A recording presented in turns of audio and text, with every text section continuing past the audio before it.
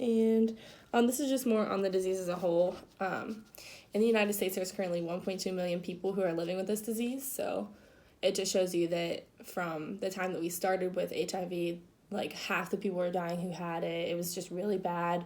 There was a lot of people who had it, but now we're finding ways to help slow down the treatment, like slow down the progression of the disease. And we're just hoping that someday somebody finds the actual treatment for it. Actually, there's a statistic that says every 1 in 8 people with this disease do not know that they have it. So that just shows you that it's just flu-like symptoms that it is, and people don't realize that they have the disease at all. Okay.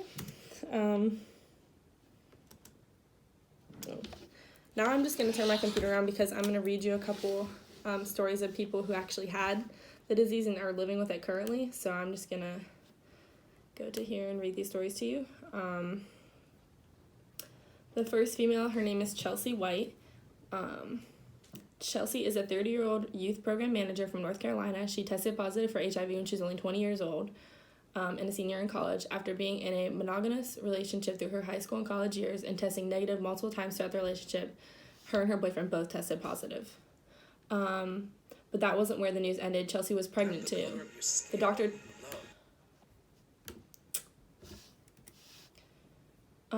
told her that he thought it was a false positive and not to worry. But when the baby was born, she was tested again. She was positive, but the baby was negative. As it turns out, her boyfriend was infected during sexual contact with another person, and then he infected her. That was 10 years ago, and today Chelsea is married to an HIV-positive man she met after she was diagnosed, and they have 2 children together, both of whom are HIV negative, which is a really good ending. But because of her experiences at such a young age, and with her feeling alone, she now runs an HIV/AIDS adolescent outreach program. So that's really great that she used her experiences and is turning it into something good to help other people who have to deal with this disease. She said she is now not taking any current medications to treat her HIV, but she did take medicine while she was pregnant. So if somebody is pregnant and has HIV, the best possible outcome to not have your child be HIV positive is to take medication to help them out. The next person is Nicholas Snow. He was 52, and he maintained regular HIV tests his entire adult life and always practiced safe sex. And one day he had a slip in his safe sex practices. That's just crazy because that just shows you that one time you slip up and not use safe sex, you can really have a big impact on your life. A few weeks later, he began experiencing severe flu-like symptoms, a common sign of early HIV infection. And then 5 months after that, he had his diagnosis HIV.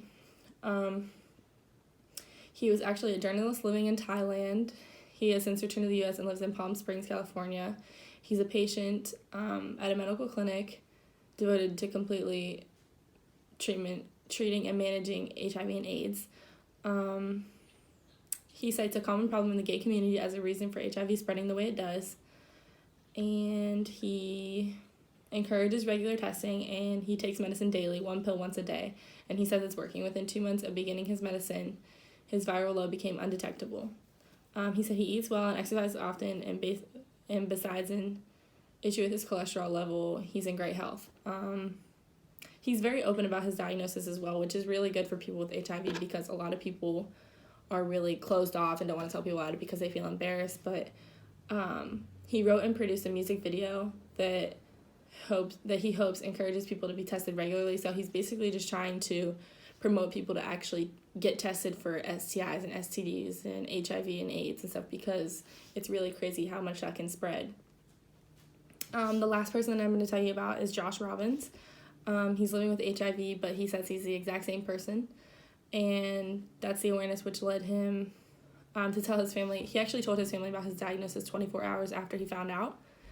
And he says the only way that his family would be okay would be for him to tell them face to face, for them to see me and touch me and look me in my eyes and see that I'm exactly the same person, which just shows that if you have HIV or AIDS, you're the same person that you were before.